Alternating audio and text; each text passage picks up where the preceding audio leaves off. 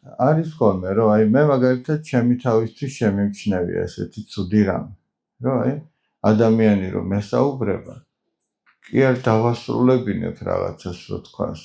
აი თითქოს მანამდე მინდა რომ რაღაცის თქმა დავიწყო.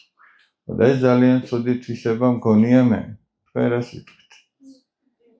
აი რა ხოჯობია რომ დაასრულოს ადამიანმა სიტყვა და მე ჯერ მოусმინო რას ამბობს. იმიტომ რომ თუ შენ გინდა რომ მანამდე თქვა რაღაც, შენ უკვე იმას კი აღარ უსმენ. არამედ უკვე იმაზე ფიქრობ, შენ რაც უნდა თქვა.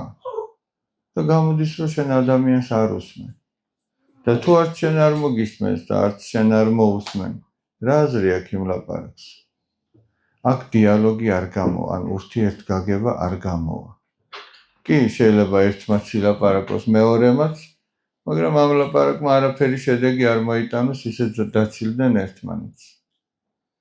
მაგრამ თუ ადამიანები ერთმანეთს მოусმენენ, და არა მარტო იმას მოусმენენ, რასაც ის ამბობს, არამედ იფიქრებს იმას, რომ შინაარსზე იფიქრებს, რა მითხრა ეხლა ამ ადამიანმა, ხო? მერე ისიც შენ თუ მოგისმენს, ესე უკვე დიალოგი შედგება და ურთიერთგაგება იქნება. სხვანაირად ადამიანები ერთმანეთს ვერ გაუგებენ, რამდენიც არ უნდა ილაპარაკონ ისე ზედაპირულად.